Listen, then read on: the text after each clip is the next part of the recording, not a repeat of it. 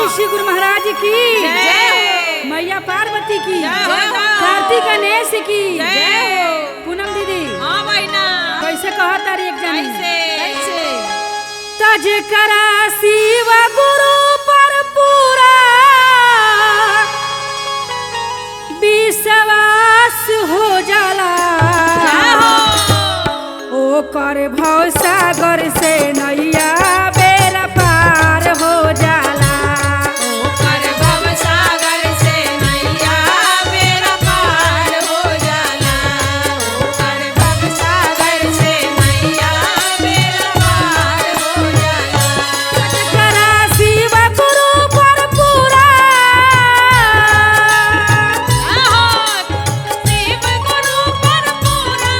विश्वास हो जाला ओ कर भव सागर से नैया बेरा पार हो जाला ओ कर भव सागर से नैया बेरा पार हो जाला ओ कर भव सागर से नैया बेरा पार हो जाला और का कहतारी कैसे त जेकरा खाए खातिर सतुआ मोहाल हो जाला करा खाए खातिर सतुआ मोहाल हो जाला ओकर पूड़िया कचौड़ी तैयार हो जाला ओका पूरिया कचौड़ी तैयार हो जाला ओका पूरिया कचौड़ी तैयार हो जाला और का कहतारी हो बहिना कैसे हो त जेकरा पेने खातिर लुगरी मोहाल हो जाला करा पेरे खातिर उतारे मोहाल हो जाला करेला हांगा पटोर तैयार हो जाला काला हंगा पटोर तैयार हो जाला करले हंगा पटोर तैयार हो जाला और का कहतारी ऐसे एको को चढ़े के रोड में चले के साइकिलो नहीं खे जय हो उ महादेव के नमन करत तारी आ चाचा में घुसली तब से 4 चक्का बोलोरो द्वार पर लाग गई का कहतारी हो विकास बबुआ त जेकरा चढ़े खातिर साइकिल मोहाल हो जाला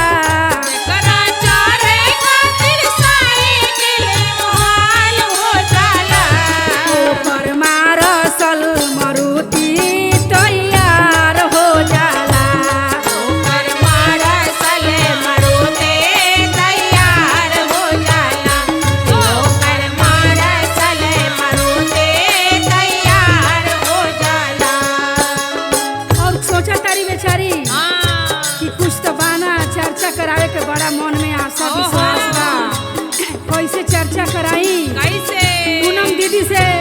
वो रुपया उधार ले लेके चर्चा हाँ, कराई ले थी लो, ले लो, ले सोचा लो। तारी हाँ कुछ कविता दीदी दे दिहन कुछ पूनम दीदी जय हो मोहनी दीदी से हजोग दे दिहन तो चर्चा घर में करा ले हाँ कैसे कह तारी कैसे त जेकरा चर्चा खातिर खारा चा मोहाल हो जाला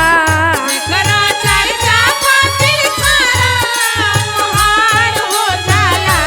जेकरा चर्चा खातिर खारा चा मोहाल हो जाला ओकर चर्चा घर में बहुते धमाल हो जाला